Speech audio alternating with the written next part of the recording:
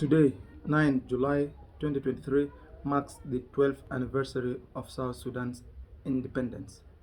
Here are the 7 things you need to know about South Sudan. Number 1.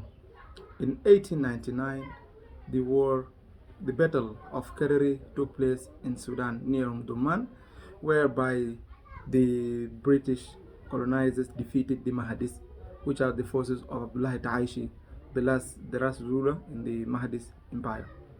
And this one also marked the beginning of Sudan falling under British colonization, and it lasted for 6 decades until 1956.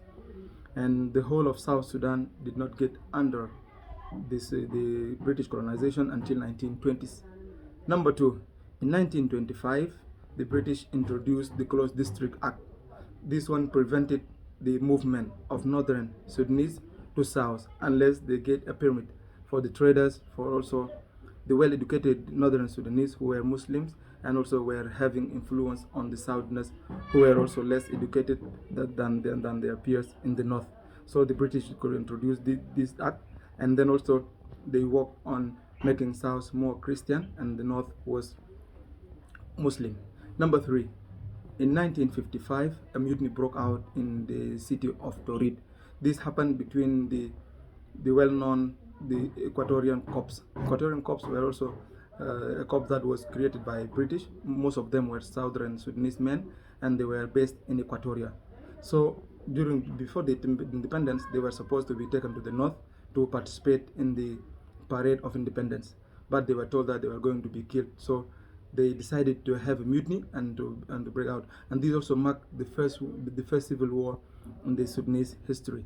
Number 3, the 1972 Addis Ababa Accord.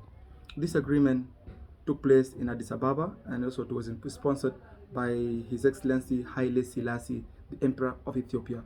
This also took place between the Anyanya movement and also the Sudan SANO, which known Sudan African Union National Union or National Front, and this one also was had the military wing, which is known the Anyanya, and Anyanya means also the poison of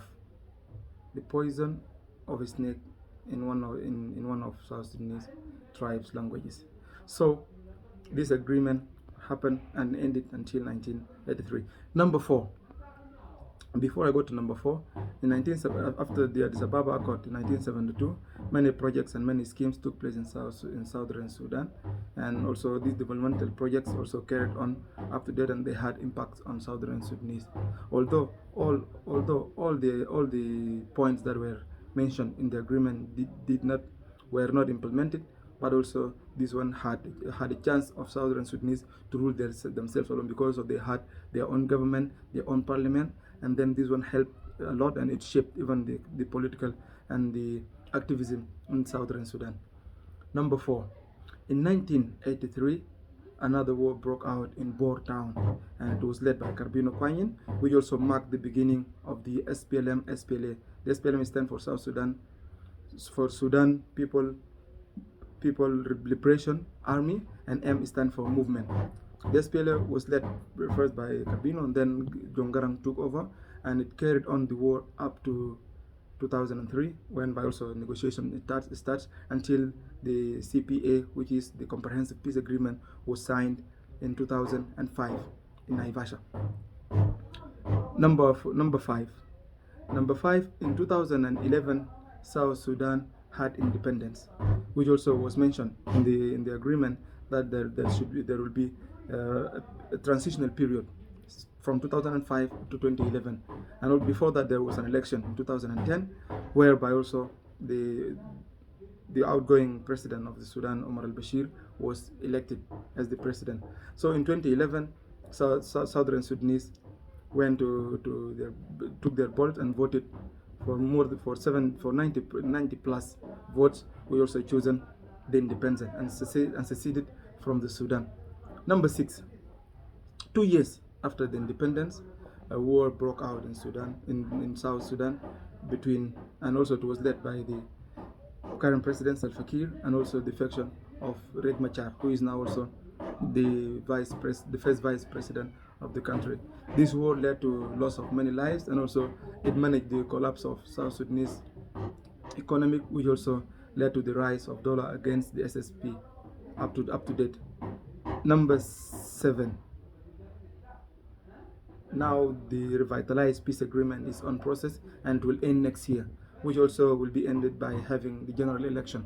And before that, there should be a constitutional conference which will make the lasting and also permanent constitution. This one now also is discussed by so many followers, whereby also there are some fears that maybe this election will lead into violence. But South Sudan, after 12 years from now, it has achieved some milestone, and also there are so many setbacks. South Sudan is known as the wealthiest country in East Africa in terms of minerals and in terms of resources. Up to date, also the citizens are, most of them are refugees, some of them are IDPs, and also they are getting aid from other countries. But during the 12th independence, we wish everyone the happy Independence Day, and we hope for the best. Thank you.